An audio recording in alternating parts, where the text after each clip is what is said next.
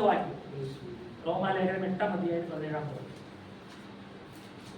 നാം മക്കളെങ്കിലോ അവകാശികളുമാകുന്നു, ദൈവത്തിന്റെ അവകാശികളും ക്രിസ്തുവിന്റെ കൂട്ടവകാശികളും തന്നെ.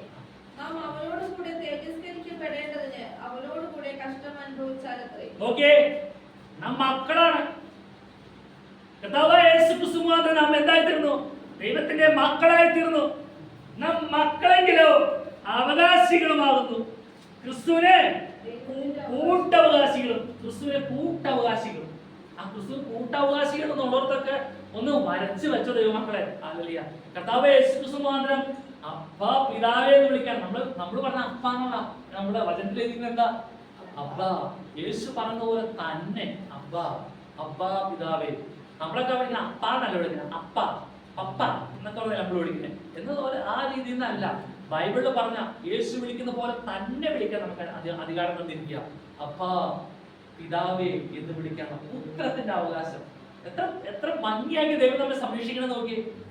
ക്രിസ്തുവിന് കൂട്ടവകാശികൾ എന്ന് പറഞ്ഞാൽ എന്താ? ക്രിസ്തു അവിടെ ഇരിക്കുന്നത് ദൈവത്തിന്റെ ക്രിസ്തു ദൈവത്തിന്റെ വലത്തുഭാഗത്തിരിക്കാതെ ആ അനുഭവത്തിലേക്ക് ദൈവം നമ്മെ കൊണ്ടെത്തിക്കും. ക്രിസ്തു ദൈവത്തിന്റെ വലത്തുഭാഗത്തിരിക്കുന്ന ഇടമായ ഉയരത്തോട് ചിന്തിക്കാൻ നമുക്ക് സാധിക്കുന്നുണ്ടോ? നോക്കുകയാണ്. ഉയരത്തോട് ചിന്തിക്കാൻ ക്രിസ്തു ദൈവത്തിന്റെ ചിന്തിക്കാൻ നമുക്ക് സാധിക്കുന്നുണ്ടോ? ക്രിസ്തു കൂട്ടവകാശികളാണ് നമ്മള്. അതുകൊണ്ട് വെളിപ്പാട് പുസ്തകത്തിലേക്ക് നമുക്ക് അവസാനം കടന്നു വരാം. യജമാനൻ അറിയുന്നുണ്ടല്ലോ, ഇപ്പോൾ മഹാ കഷ്ടത്തിൽ നിന്ന് കുഞ്ഞാടിന്റെ രക്തത്തെ അങ്കി കഴുകി പഠിപ്പിച്ചോ. ആ മക്കളെങ്കിലോ അവകാശികളുമാകും. മോനെ, നമുക്ക് അങ്ങനെ ഒന്നും അഭിമാനത്തോടെ പറയാൻ പറ്റുമോ? ഞാൻ അവകാശിയാണ്, ക്രിസ്തുവിന് കൂട്ടവകാശിയാണെന്ന്. ക്രിസ്തു ആരാ? ദൈവത്തിന്റെ പുത്രനല്ലേ. അവൻ ദൈവത്തിന്റെ പുത്രനെ ഹാലില്ലേ നമുക്ക് വേണ്ടി ഏൽപ്പിച്ചതില്ലേ. നമ്മുടെ ആരുടെ കഴിവോ ശ്രേഷ്ഠത കണ്ടുകൊണ്ടാണോ? അല്ല, നമ്മോട് മനസ്സലിഞ്ഞുകൊണ്ടാണ്. അങ്ങനെ നാം ക്രിസ്തുവിന് കൂട്ടവകാശിയായി തീർന്നിരിക്കുക. ഇനി എത്രത്തോളം നമുക്ക് ദൈവത്തോട് നന്ദിയോടെ ജീവിക്കാൻ കഴിയും ഭൂമിയിൽ. ഓക്കെ, കൂട്ടവകാശം തന്നെ. നാം അവനോടുകൂടെ തേജസ്കരിക്കപ്പെടേണ്ടതിന്, ഓക്കെ, അവനോടുകൂടെ തേജസ്കരിക്കപ്പെടേണ്ടതിന് നമുക്ക് മനസ്സിൽ എപ്പോഴും ഉണ്ടായിരിക്കും മക്കളെ. അവനോടുകൂടെ തേജസ്കരിക്കപ്പെടേണ്ടതിന് എന്ത് ചെയ്താലെന്ന് വചനം പറഞ്ഞേ? അവനോടുകൂടെ കഷ്ടം അനുഭവിച്ചാൽ. അങ്ങനെയുള്ള നാം മനസ്സിലാക്കണം, തേജസ്കരിക്കപ്പെടേണ്ടതിനാ.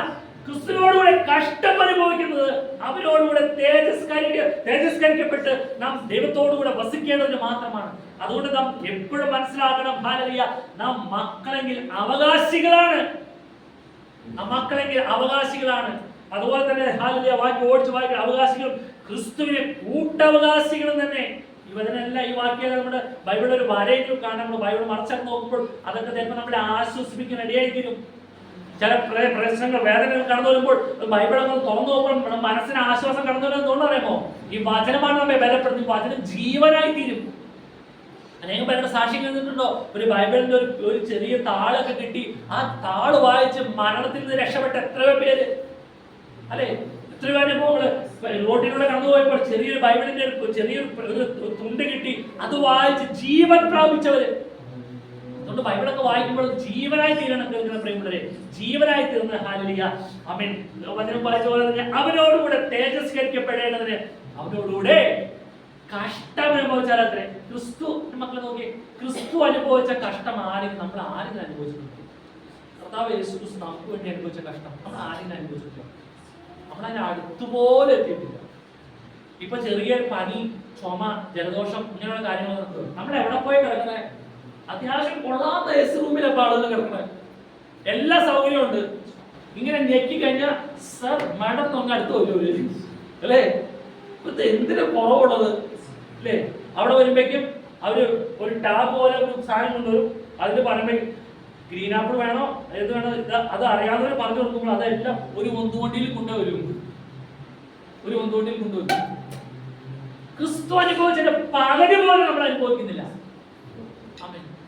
ക്രിസ്തുവിനെ സ്വന്തത്തിലേക്ക് കടന്നു വന്നിട്ട് യേശയ്യാപ്രവചന പുസ്തകം വായിച്ചതിന് ശേഷം പിന്നെ അവരെന്താ ചെയ്തത്? അവൻ തലകീഴായി കൊല്ലാൻ ഭാവിച്ചു. നോക്കി, സ്വന്തത്തിലേക്ക് വന്നിട്ട് അവരാരും കൈക്കൊണ്ടില്ല. അവനെ അത്രയും ഉപദ്രവം സഹിച്ചു. അവരെ നടുവിൽ അവൻ രക്ഷപ്പെട്ടു. എന്നിട്ടോ അവിടെ വിട്ടോ ഇല്ല. അവസാനം കടന്നു എന്ത് ചെയ്തു? അവനെ ക്രൂശിക്കുക, അവന്റെ രക്തം ഞങ്ങളുടെ മേലെ തലമുറയുടെ മേലെ വരട്ടെ എന്ന് വിളിച്ചു. വലിയ താമസമില്ലാണ്ട് സംഭവിച്ചു അല്ലേ? ഇസ്രായേലിനെ സംഭവിച്ചു അല്ലേ? എന്നിട്ടോ അതിലും രക്ഷയ്ക്ക് വേണ്ടി ദൈവം വീണ്ടും മുഖാന്തരം ഒരുക്കിയില്ലേ? ആ ക്രൂശീകരണത്തിൽ ആരേറ്റെടുക്കുന്നോ അവർക്ക് രക്ഷ ദൈവം ഒരുക്കി കൊടുത്തില്ലേ? ഈ ദൈവത്തെ, ഇത്ര നല്ല ദൈവത്തെ എവിടെ കിട്ടുന്നു? ആ ദൈവത്തെ ഞാൻ നിങ്ങളും ആരാധിക്കുന്നത്, നാം സ്തുതിക്കുന്നത്. ക്രിസ്തു അനുഭവിച്ച കഷ്ടത്തിന്റെ അടുത്ത് പോലും എത്തിയിട്ടില്ല. ഒരു മുട്ടുവേദനയോ ഒരു കാലുവേദനയോ എന്തെങ്കിലും ചെറിയ വേദനയൊക്കെയാണ് നമുക്കുള്ളൂ. എന്നെ കേൾക്കുന്ന പ്രിയമുള്ളവരെ, ഈ കഷ്ടം, ചെറിയ കഷ്ടമെല്ലാം അനുഭവിക്കുന്നത് അവൻ തേജസ്കരിക്കപ്പെട്ടു അല്ലെ? അവനോട് തേജസ്കരിക്കപ്പെടേണ്ടതിന് മാത്രം. ഭൂമിയിൽ ജനിച്ചിട്ട് തേജസ്കരിക്കപ്പെട്ട ആരെങ്കിലും ഭൂമിയിലുണ്ടോ? മുമ്പ് ഉയർത്തി കാണിക്കുന്ന ഒരാളില്ലേ? അത് കർത്താവായ യേശു ക്രിസ്തു മാത്രം. ഇതെല്ലാം യേശു മുൻകൂട്ടി ചെയ്തു വെച്ചിരിക്കുക നമുക്ക് ഒരു മാതൃകയായിട്ട്. അതുപോലെ നാമും തേജസ്കരിക്കപ്പെടും. അതെങ്ങനെ തേജസ്കരിക്കപ്പെടുന്ന? കണ്ണാടിയിൽ പ്രതിബിംബിക്കും പോലെ. കണ്ണാടിയിൽ പ്രതിബിംബിക്കും തേജസ്മേൽ തേജസ് പ്രാപിച്ച്, അവനെ പോലെ തന്നെ തേജസ്മേൽ തേജസ് പ്രാപിച്ച് നാം എന്തായും നമ്മെ സൃഷ്ടിച്ചതിന്റെ പ്രതിമ പ്രകാരം അതേ രൂപമായി പ്രത്യക്ഷപ്പെടും. അങ്ങനെയാണ് നമ്മുടെ പ്രത്യാശ. കർത്താവ് എങ്ങനെയാണ് ഇരിക്കുന്നത് അതുപോലെ നാം ആയിത്തീരും. തേജസ്മേൽ തേജസ് പ്രാപിച്ച്. ഈ കണ്ണാടി പൗലോസൊക്കെ പറയുമ്പോൾ കണ്ണാടി പ്രതിബിംബിക്കുമ്പോൾ നിങ്ങൾ ആരും കണ്ണാടി ചെന്ന് നോക്കിയേ. കണ്ണാടി ചെന്ന് നോക്കിയാൽ നമ്മുടെ രൂപമാണ് നമ്മൾ കാണുന്നത്. എന്നാൽ കർത്താവിന്റെ കാഹളമൊലിക്കുമ്പോൾ തേജസ്മേൽ തേജസ് പ്രാപിച്ച് കണ്ണിമയ്ക്കുന്നതിൽ രൂപാന്തരപ്പെടുമ്പോൾ എന്തായിത്തീരും? കർത്താവിന്റെ മുഖത്തേക്ക് നോക്കുമ്പോൾ അതുപോലെ ആയിത്തീരും. ക്രിസ്തുവിനെ കൂട്ടവകാശികൾ തന്നെ അവരനുഭവത്തിലേക്ക് ദൈവം നമ്മെ മാറ്റിക്കൊണ്ടിരിക്കുക. അപ്പൊ നമുക്ക് ഇനി എങ്ങനെ ദൈവത്തെ സ്തുതിക്കാതിരിക്കാൻ പറ്റും? ഇത്ര നല്ല ദൈവത്തെ എങ്ങനെ മഹത്വപ്പെടുത്താതിരിക്കുക? സമയം കടന്നു പോകുന്നല്ലോ. ഇതിനോട് വായിക്കാം.